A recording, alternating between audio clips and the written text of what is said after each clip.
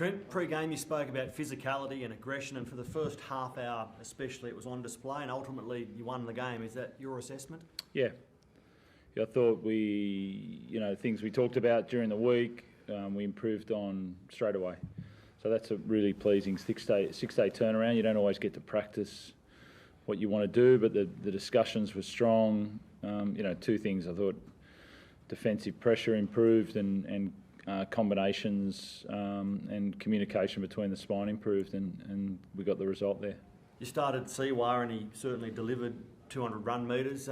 Talk us through the decision to start him and your reaction to his performance. Well, just both those guys were a bit underdone. Obviously started Fletch last week, which is one of our sort of a younger forwards. So I needed to get Jazz or Siwa back ready to play. And Siwa nailed it last week, so it was an easy choice to start one of our more experienced props.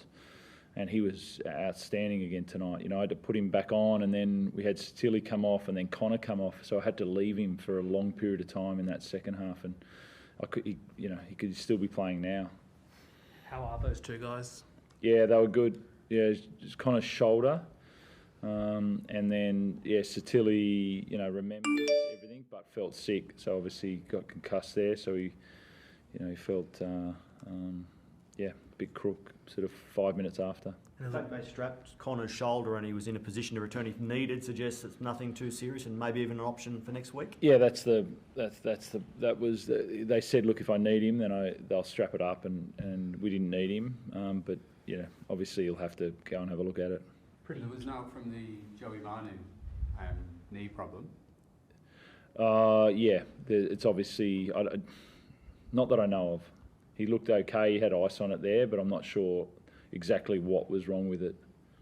You spoke about your spine clicking. It took just 2 minutes for Sam Walker to set up Drew. What impressed you most about Sam tonight? Obviously, last week struggled to get into the game. Just busyness of play, and the cut. Like if you play a lot, then you can play a bit calmer about what you want to play at different times. I mean, he played the ball a lot tonight. These guys, you're not in a rush. If you don't touch the ball a lot, once you get it, you want to do something with it. Whereas if you touch the ball a lot, you got time, and you can pick and choose what you do. And I thought for the most part, for 60 out of the 80 minutes, that's what we did. Robert, do you think, I know we spoke about it yesterday, but do you think, like last week, his first game alongside Luke, it was kind of like a matter of how much does he inject himself and whatnot, whereas he almost looked more comfortable about the role he was playing tonight? Is that a fair way to put it? Yep.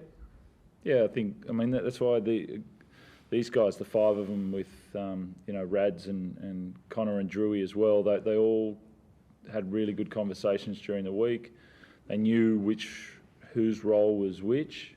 And I think we saw that. I think Sammy ran it in midfield on the first play, got tackled. On one of the first sets, and on the second set he's ended up setting up that try running again. And that's that subtle difference on the 5'8" compared to the organisation of the half. I felt like they did that well.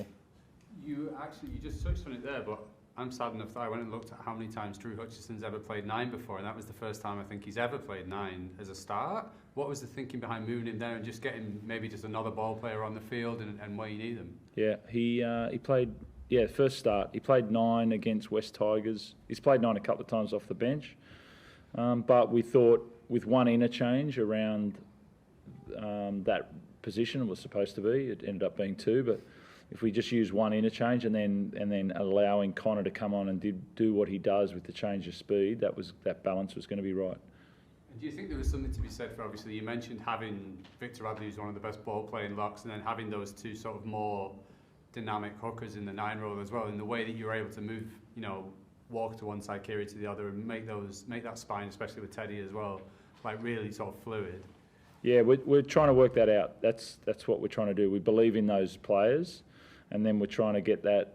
We're trying to work out what that's going to look like. And so I said every month we'll get better as a team and as a spine, but we need to work out, how all that fits with those different guys in the position. Obviously we've got Sammy Verrills to come back, that traditional hooker role as well. So we need to be aware each week of where we're at and make sure we keep building on the week before. Ted, you were adamant pre-game that you'd come a long way in a week, and that's how it ultimately looked. What was your take on the 80 minutes? Yeah, it was good to, we talked a lot this week about what we wanted to do, and then to come out, especially in that first half, go out and execute that was really pleasing. As I said, a lot of the little things that we didn't do at all last week. As Robbo said, to make that quick adjustment in a week's time is really good. As obviously there's still some more improvement, but it's a good bounce back. Victor, on report again, did you have any issue with the tackle? To be honest, I missed it because I think it went straight to, I think I was making a change at the time. So I saw what happened. He got his teeth knocked back and then he went on a pressure. So I don't know what, I didn't see it, I only saw it from a distance. So I need to go and have a look at it. How important was the change of conditions as well in terms of, you were almost lucky to get, not that you were lucky to get ahead, but the way that you were ahead at the time that the rain came? How much did that impact what you said at half-time, knowing that there'd be a very different match condition when you went back out for the second half? Yeah, we talked about it, and that's probably the big improvement for us is we handled the goal line defence really well, so it's nice to get practice on that and nail it for the most part. But we needed to dominate at 22-0 on field position in that weather, and we didn't. I think we came out and had 3 errors straight after half-time, which camped us on that line for what felt like a long time in that second half. So we saw it, big downpour, but that's the big improvement we should have made is how to come out and nail that. When you're 22-0 up, how do you make it further rather than leave the door ajar? Teddy, was there any talk on the field when the lightning and thunder came about possibly coming off? I know you weren't here, but remember, Robert, there was a game at Anzac Day a few years ago and it was really bad. Was there any talk about maybe for safety reasons? No, not really, but you could definitely hear it, and the crowd were making a bit of noise about it too, but I don't know, we just got on with it. I was wondering that if that ever happened, if that got too dangerous, they would call the game, but I don't know. We did. We did, yeah. 33 minutes, I think. We had to go back out for 7 minutes, an Anzac Day game. Go back out for 7 minutes and then come back off for half time and then go back out there again. It was, it was a bizarre scenario. So Teddy, you led the first half offload 7-1. Second half it was 2-2. So clearly you did change the way you were playing and approach to the game after half time. If it stayed dry, does 22-0 become more? Yeah. We couldn't really build much pressure or play much footy because we made a lot of few errors and we were defending our line for a lot of that second half. So the ball did get slippery and the pitch got pretty slippery too. So we had to adjust. It was probably a bit disappointing our second half, as Robbo said, our errors, and we didn't really have many opportunities. But our goal line D was a big positive. Robbo, you said yesterday you're going to tell us on Saturday morning what the plan was to the turbo trap. Can you tell us on Friday night? Now, was it just about piling numbers onto him? Looked like every time he was around the ball, there were multiple guys there. Yeah, well, you have to ask me tomorrow morning. So. What time can I? No, look, the guy's an exceptional player, as we know, and so it's not. I won't go into details about what we tried to do, but just know that you have to have one. You can't just go into a game and not have one. He commands that respect, and you've got to have one.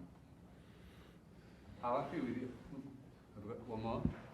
How happy with the way that Daniel Tupou played, particularly in terms of stopping Jason Saab getting any sort of momentum going and really being able to take that set start away from Manly? Tupou was exceptional tonight. I thought, with the spine, but with Siwa and Tupou was, he was incredible the way that he played, and it was so subtle.